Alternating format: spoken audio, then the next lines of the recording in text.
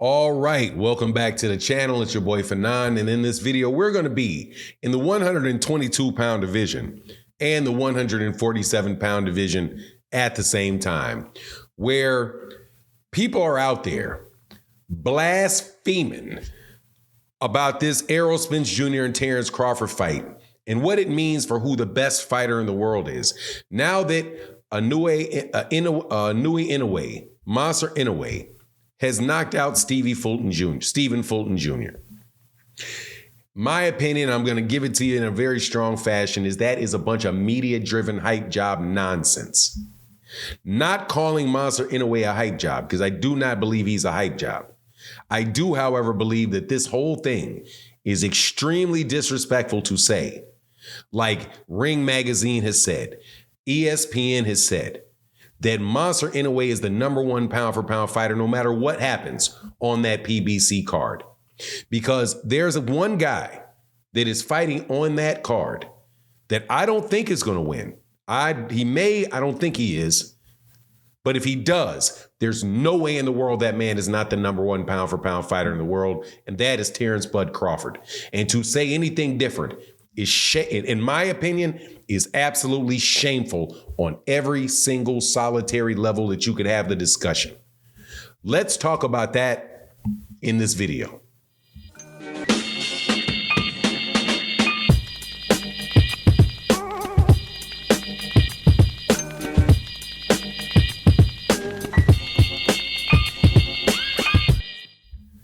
All right, welcome back to the channel. It's your boy Fanon, and in this video, we're going to be both in the 122-pound division and in the 147-pound division at the same time, because Monster Inoue had a wonderful fight and did put on a terrific performance in his knockout win to move up to 122 pounds and to beat unified champion Stephen Fulton Jr. to take his belts in Japan. By knockout, 8-round knockout, spectacular fight, spectacular performance, overperformed. Looked better in that fight than many people thought that he would. Outboxed Steve Fulton Jr. and knocked out Stevie Fulton Jr. Did both. Terrific, terrific performance. There's a fight that is coming up this weekend between ERROL Spence Jr. and Terence Crawford. People have said that the winner of this, and it has been said for almost a year now, that the winner between ERROL Spence Jr. and Terence Crawford will prove who's the #1 pound-for-pound fighter in the world.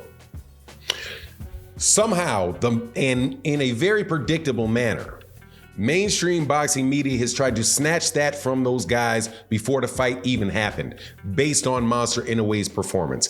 And I'm going to let you know exactly why that is ridiculous and unfair. Premeditated, though, premeditated and designed specifically to kill these dudes' thunder, and is exactly why the worst thing for boxing, for American boxing, is the American boxing media. Before I get into that, though, let me welcome you back to the channel. If you are new to the channel, please accept my invitation to hit the subscribe button, hit the bell icon so you can be notified of when we release more videos. And if you're a longtime subscriber and supporter of the channel, thank you so much for your continued support. It really means a lot. But before we get into that, I just want to tell you real fast about today's sponsor, the Boxing Showtime app. It's a very useful app that keeps you updated on all things boxing, and you can keep up with the latest fights, where to watch them, the latest news, and a lot more.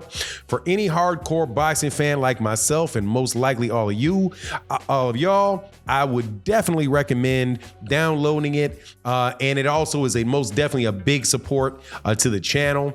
It's available for both Apple and Android, and you can find the link in the description below. Thanks for considering downloading Boxing Showtime's app. But let's get back into the subject matter of the video. First, let's talk about what pound for pound isn't, and what it's used for.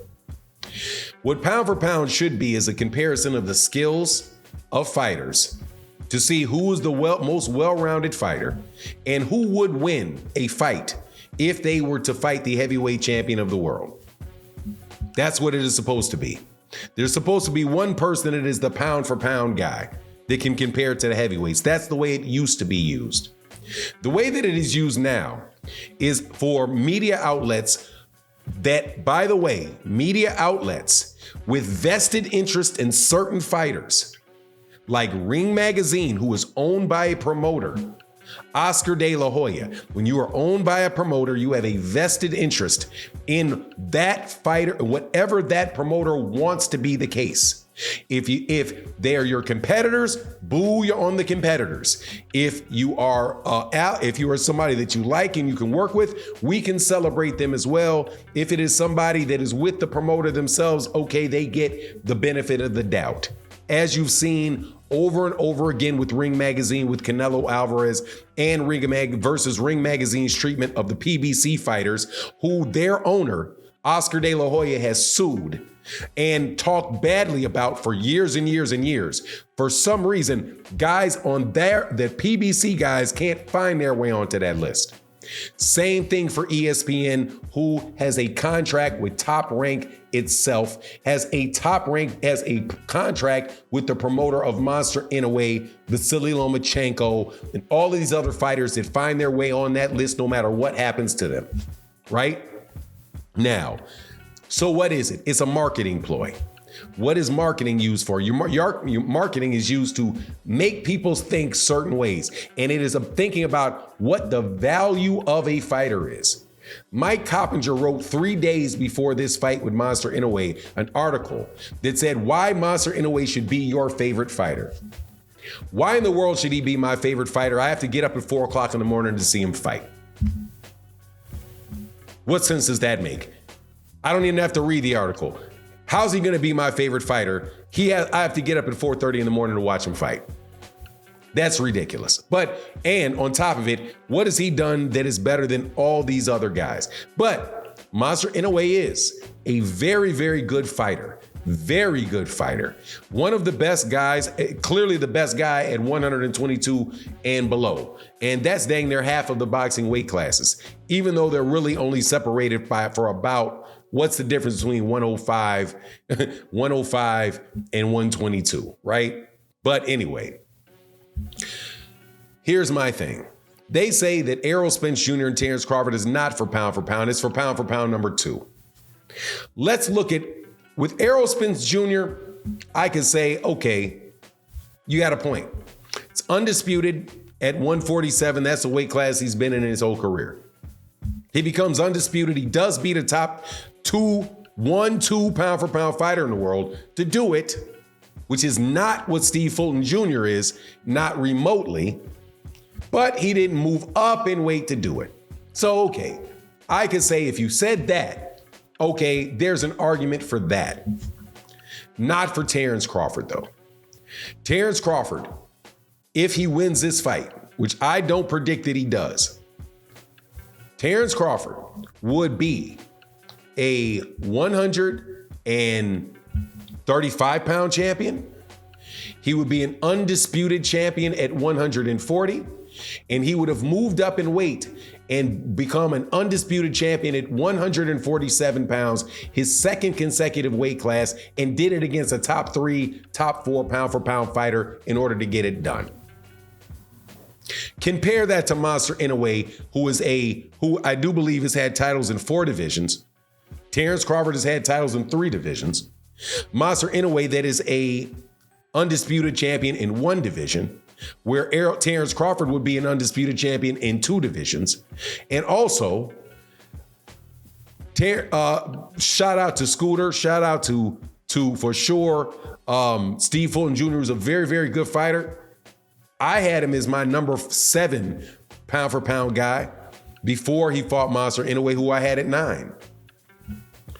But he is not ERROL Spence.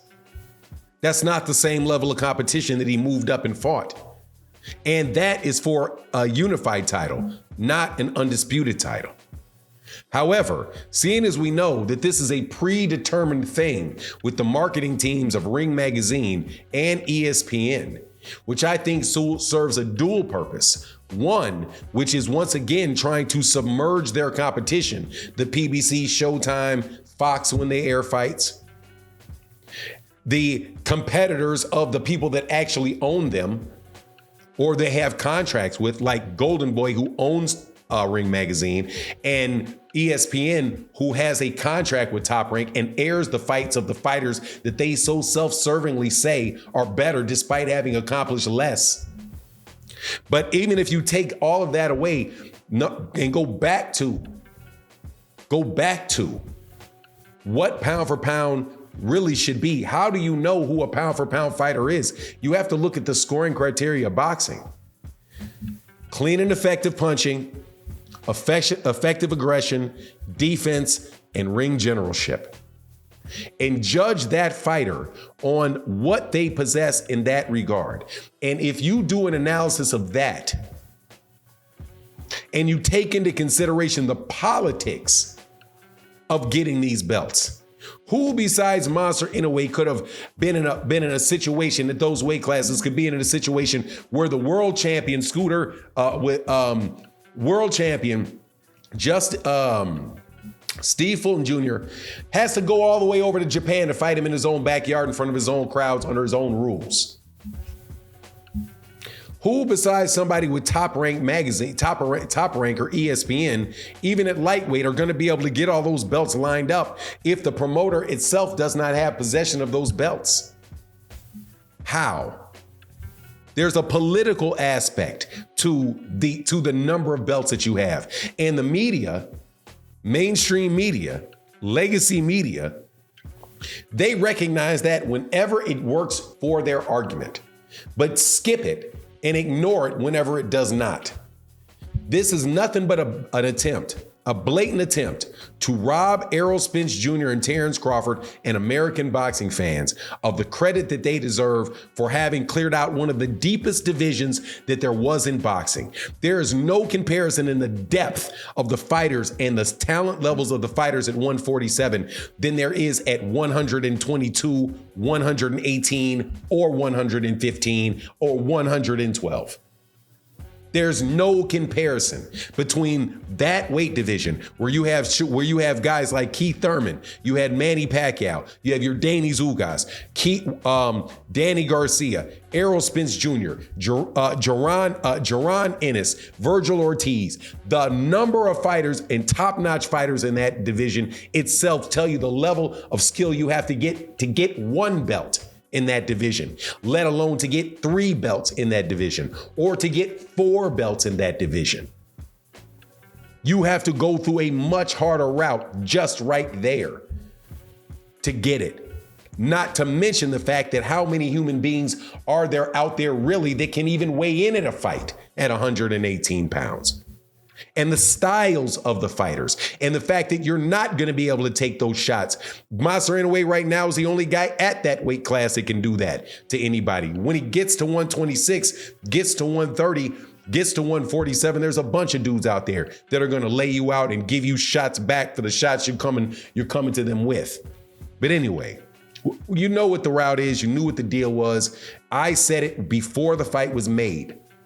That the media is not going to call the winner of Errol Spence and Terence Crawford the number 1 pound for pound fighter. It will be Monster Inoue when he beats Steve Fulton Jr. And you knew it ahead of time. Just like you knew when they said that the winner of Andre Ward versus Sergey Kovalev was going to be the pound for pound number 1 in the fighter in the world. Yeah, and I said it at the time. Yeah, the winner will be the number 1 pound for pound fighter in the world on ESPN and Ring Magazine's list if it's Kovalev. Not if it's Andre Ward. And that's exactly what happened. Andre Ward won that fight and they cried robbery, and didn't give him what they said that they would get because they refused to accept the judge's outcome. And only after he knocked out Sergey Kovalev did he get his just due. But anyway, that's my take on the matter. You let me know what you think in the comment section. And with that, I'm out. Deuces.